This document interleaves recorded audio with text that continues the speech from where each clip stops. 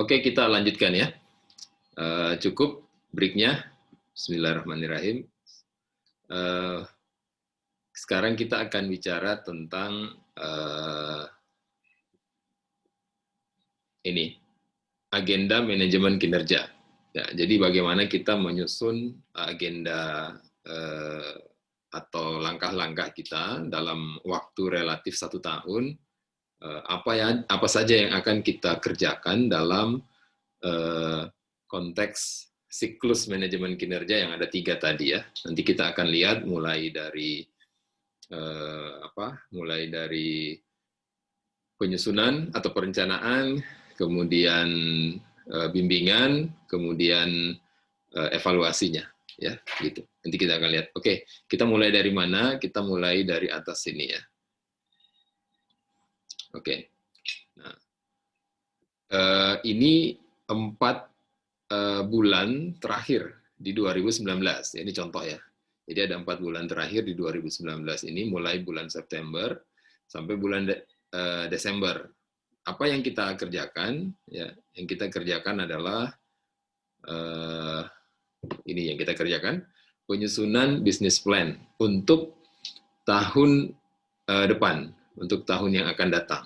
Ya, ya ini ya yang akan kita kerjakan. Ya, jadi di dalam rentang waktu ini, masa 4 bulan ini, kita menyusun, kemudian perencanaan ya, kita merencanakan, disahkan begitu ya, kemudian disosialisasikan. Ya, nanti setelah ini kita akan lihat ada kontrak kinerja juga setelah ini. Jadi apa yang sudah direncanakan kemudian dibuat kontraknya gitu ya. Baik. Nah, dalam bisnis plan ini ya, dalam bisnis plan ini kita outputnya ya. Ya, ini adalah KPI. KPI untuk di 2020, KPI untuk tahun depannya, gitu ya. Nah, tentu saja dari aspek human capital, dari aspek human capital ada kita sebut review pencapaian KPI. Review pencapaian KPI itu kita lakukan di akhir tahun ya, di sini. Jadi dalam masa 4 bulan ini ya sebaiknya ada review apa saja yang sudah dicapai dalam rentang waktu 1 tahun oleh staf kita ya, oleh staf-staf kita. Nah, hasil dari review pencapaian KPI ini ya, hasilnya ya, ini tentu saja akan menjadi nilai KPI bagi individu tersebut ya. Ya, ini ya, nilai KPI bagi individu tersebut ya, nilainya tentu nilai yang di tahun yang tahun yang sebelumnya gitu ya.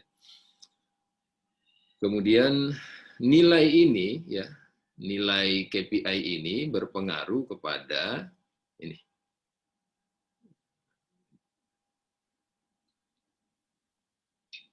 Nah, berpengaruh kepada yang bonus kinerja. Ya. Jadi pemberian bonus kepada staff itu mempertimbangkan penilaian KPI. Ya. Nah, selain untuk pemberian bonus, ya, selain untuk pemberian bonus, bonus 2019 yang diberikannya di 2020, nilai KPI itu juga berpengaruh pada penyesuaian gaji. Jadi ada 2 hal yang kemudian dipengaruhi oleh nilai KPI di 2019 itu. Bonus kinerja 2019 dan penyesuaian gaji tahun 2020. Setiap tahun kan biasanya ada perubahan ya. Kalau UMK misalnya rumah sakit atau klinik kita berpatokannya ke UMK, maka UMK itu biasanya setiap tahun ada perubahan, begitu ya. Oke. Kemudian, nah jadi kita sampai di sini ya, ini sampai di sini, ini semua ini ya. ke atas ini kita bicara perencanaan. Ya, kita merencanakan. Inilah perencanaan kinerja. Ya, kemudian kalau dua hal tadi ini, ya, dua hal yang di bawah ini efek ya dari penilaian yang sebelumnya. Ya. Tapi kemudian kita mengeksekusinya di tahun 2020. Oke. Nah, kemudian setelah itu ini ada beberapa penilaian ya, penilaian yang kita sebut PA meeting ini ya. PA meetingnya itu ada di bulan Juni, ya. Ini bulan Juni, kemudian bulan ini Desember, ya, begitu. Nah, kalaupun misalnya PA meeting ini mundur, ya, ya mungkin bisa di bulan di bulan Juli atau mungkin di bulan Januari tahun depan juga nggak apa-apa.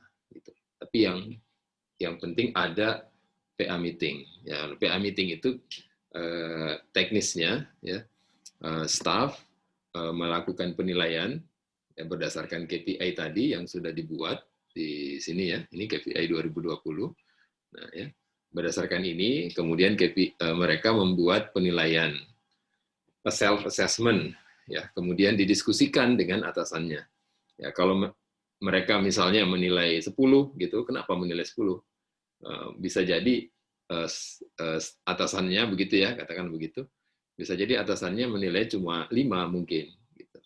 Nah, ini yang dilakukan dalam PA meeting, performance appraisal meeting gitu ya. Nah, kemudian ini ada evaluasi per kuartal. Ya, di sini kuartal pertama, kemudian terus kuartal kedua, kuartal ketiga. Ya. Jadi ini ada 3 kuartal begitu ya. Di bulan Maret, ini bulan Maret ya, ini bulan Juni dan ini bulan September gitu. Jadi ada 3.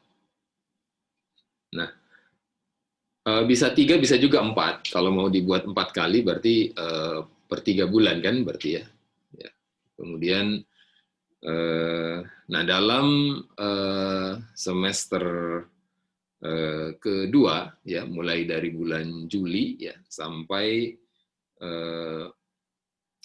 Oktober, mulai bulan Juli sampai Oktober gitu ya. Ini Juli sampai Oktober itu kita bisa mengagendakan untuk agenda-agenda suksesi begitu ya. Kita ke bawah sini. Ya. Pengembangan karyawan ya, pelaksanaan rekrutmen ya, kalau ada yang mau pergantian ya itu kita bisa alokasikan waktunya ya antara bulan-bulan Juli sampai Oktober begitu ya.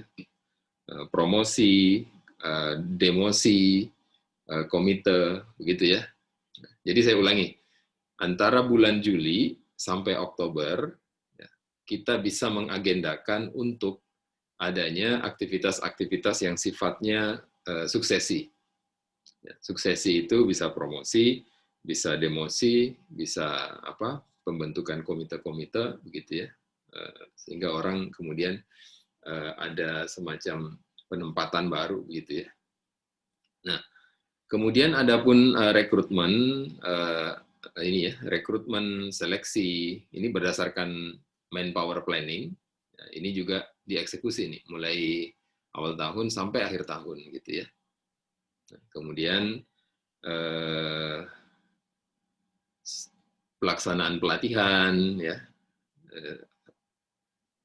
pengembangan karyawan ya, development karyawan, kemudian HR keseharian, day to day operation atau day to day personal service ini juga ya dijalankan gitu ya.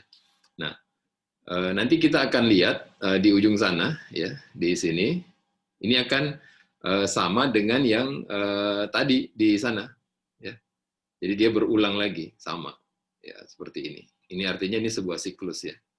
Jadi dia berulang, kita bikin bisnis plan lagi, ada KPI untuk tahun depan, kemudian kita review KPI tahun lalu, gitu. Nah, jadi ini agenda ini sebenarnya adalah sebuah siklus manajemen kinerja. Ya. Baik, saya berikan semacam summary ya. Jadi kita mulai dari perencanaan di sini. Ya, ini perencanaan. Ini semua perencanaan, ini penyusunan business plan gitu ya. Sampai kemudian ada penyusunan KPI. Ya. Kemudian ini review pencapaian KPI yang sebelumnya gitu. Kemudian hasil dari KPI ini digunakan untuk dua hal, penyesuaian gaji dan bonus. Gaji untuk tahun depan, gitu ya. Kalau bicara gaji itu, tolong ya diasosiasikan ini sesuatu yang fix ya. Gaji pokok, tunjangan tetap. Kemudian bonus kinerja ini, bonus kinerja dibagi juga berdasarkan penilaian KPI. Ya. Nah, kemudian itu perencanaan, ya ini perencanaan semua. Kemudian setelah itu dilaksanakan. Nah, dalam proses pelaksanaannya ini tentu saja ada bimbingan, ya, ada proses bimbingan. Ya, dalam masa-masa ini ada briefing, ada coaching, ada training, begitu ya. Nah, bagaimana kita memantau efektivitas dan efisiensi dari bimbingan kita adalah ya kita senantiasa membuat evaluasi-evaluasi. Ya, evaluasinya bisa dibuat kuartal seperti di atas ini, ya, kuartal pertama, kedua, dan ketiga, atau bisa juga dibuat 4 kali per 3 bulan. Ya silakan, itu dikembalikan pada kebutuhan dan kemampuan rumah sakit atau klinik kita.